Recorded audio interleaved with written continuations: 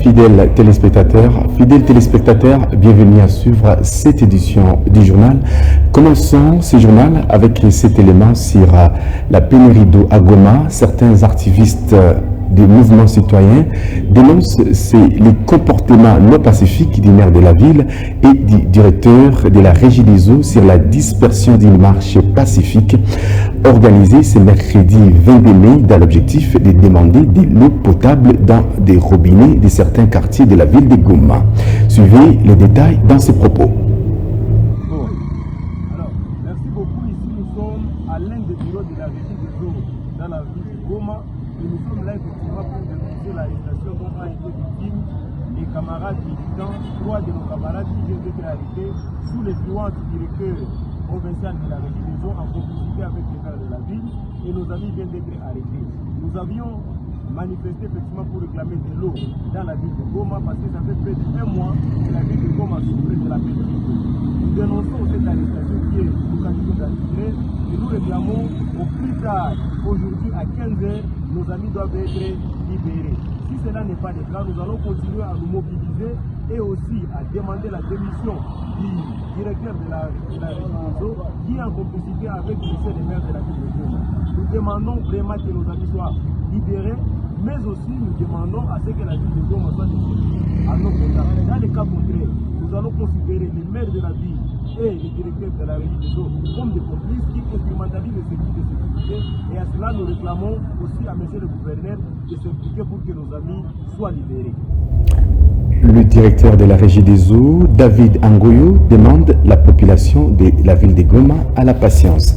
Save the Children, Mercy Corps, Interaction, 3 organisations humanitaires ont, dans un point de presse tenu à Goma ce mercredi 22 mai, présenté les difficultés auxquelles font face les déplacés de guerre dans les camps des déplacés après une descente sur terrain.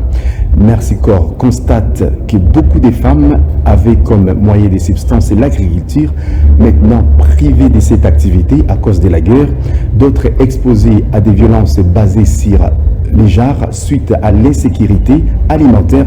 Dans ce sens, ces 3 organisations humanitaires sont venues pour écouter, comprendre et chercher quel type d'action ils peuvent exercer pour mettre fin à cette crise. Suivez. People inside and outside formal camps lack access to basic necessities, including latrines, adequate shelter, clean water, and food. Et les camps sont remplis, ce qui fait que la population qui se déplace et qui continue à être déplacée s'installe de plus en plus dans les tentes sur les bords des routes et donc dans les jardins des parcelles, etc. Elle a constaté que les personnes vivent dehors et ont vraiment un manque d'accès aux services de base. Elle a particulièrement passé beaucoup de temps ce matin avec les femmes dans le camp de Kachaka. Et elle a constaté que beaucoup de ces femmes avaient comme moyen de subsistance l'agriculture. Et maintenant, avec leur déplacement, ils sont laissés sans moyen de subsistance. Ce qui accroît l'insécurité alimentaire et qui est en quelque sorte aggravé par la hausse généralisée des prix de marché qu'on constate depuis un certain temps. Ceci contribue à une situation dangereuse, particulièrement pour les femmes et les filles, et particulièrement pour ceux qui vivent dans les camps, qui sont à plus haut risque des violences basées sur le genre. Ceci dit, maintenant, au vu de cette insécurité alimentaire, beaucoup de femmes et de jeunes filles sont obligées de quitter les camps pour chercher à manger. Et dans l'extérieur des camps, les risques au VBG auxquels ils font face sont encore plus grands. Peur de rapporter les violences qu'ils ont subies parce qu'ils ont peur d'être accusés de prostitution, ils ont peur d'être rejetés de leur famille, ils ont peur de l'impact social qu'une telle dénonciation ou rapportage pourrait entraîner. Des agences de l'aide humanitaire comme Mercy Corps sont dans l'obligation de passer de moins en moins de temps présents physiquement dans les camps à cause des risques de sécurité, y compris des bombardements comme ceux qu'on a constatés il y a 2 semaines de cela. Cette crise, il ne faut faut pas qu'on oublie qu'en fait, on est en train de risquer toute une génération. Si on ignore cette crise, c'est comme si on tournait carrément un œil aveuglé, comme on dit en anglais, à une crise qui affecte des millions et des millions de personnes. Donc, Et 3 femmes parmi les 7 membres du bureau définitif de l'Assemblée nationale installée en l'issue de l'élection qui s'est tenue ce jeudi pour la législature 2024-2028. Le bureau est conduit par Vital Kamere, suivi de Jean-Claude Isaac Chilumbaï et Christophe Mbosso, ayant comme rapporteur Jacques Njoli et Dominique Mounongo, Kester Chimene Polipoli et Grace Neema Painiye. Ce bureau remplace définitivement celui composé d'Mbosso et toute son équipe. L'organisation Vision des femmes pour le développement endogène a lancé ce mercredi 22 mai à Goma un projet sur le renforcement de la participation des personnes marginalisées dans les mécanismes de la prévention des conflits. Ce projet va débuter par une formation aux structures concernées qui va prendre 4 jours. Suivez plus de détails dans ces reportages.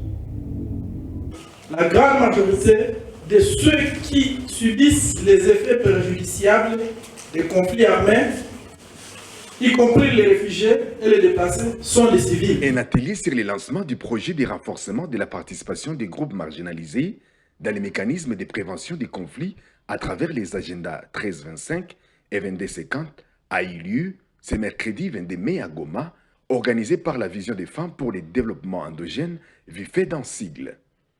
Au cours de cette activité, qui a été animée par la présence de la mairie de Goma, de la division provinciale du genre, famille et enfants, la division des affaires sociales et autres structures organisationnelles des personnes vivant avec handicap y ont pris part. Madame Henriette Kiombo, présidente de l'organisation VIFED, a lancé cette activité tout en remerciant toutes les différentes participations. Division provinciale du genre, famille et enfants, Madame la chef de division provinciale des affaires sociales, Messieurs les chefs de quartier de la commune de Goma et Karissim, chers partenaires, ONIFAM, distingués invités à vos titres et rangs respectifs, bonjour.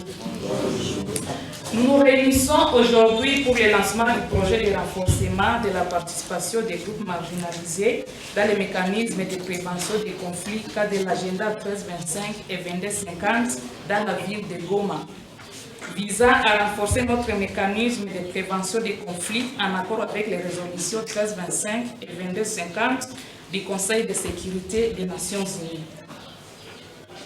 Avec une attention particulière portée aux personnes marginalisées, y compris les personnes handicapées physiques, les personnes sourdes et les personnes malvoyantes.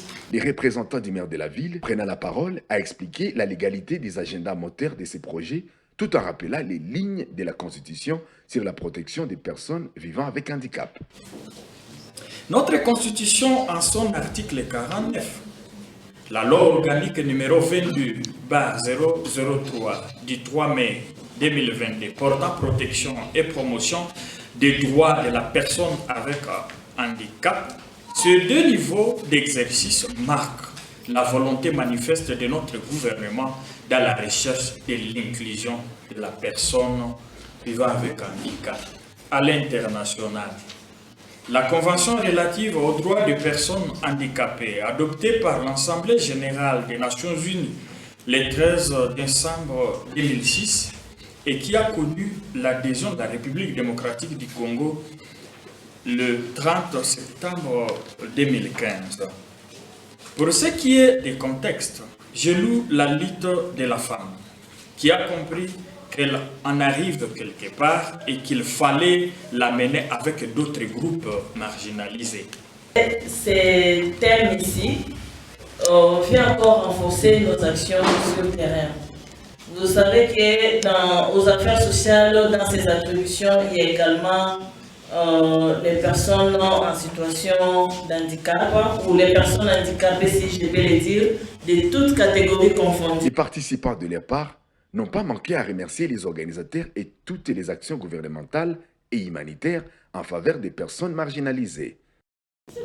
Ninashukuru sana, ninasema ni mzuri selon développement jour au jour na ma personne vivant avec handicap comme aveugle inasaidia sana jour au jour développement ya kimutu du naissance aussi kesho yake nao bajiretrouve que non ils sont capables aussi banaza fanya quelque chose. Tuishakuwa sa vile tuko ekarte na gouvernement inakosa vile na tusahau hapa kuno Kivu na mafamilie zetu tunakuwa tuko ekarte. Me wakati tunaanza kuona kama na sio wanaanza kuwa na kuita materia formation na sie juu tuweze kusema juu ya haki zetu na kuweza kusema kwenye madifikulte zetu zinakuwa ni wapi juu wazishule.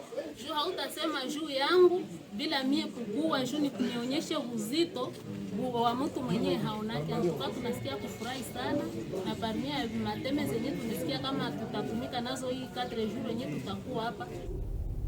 Nous y voilà au point final de cette édition. Merci à vous de l'avoir suivi.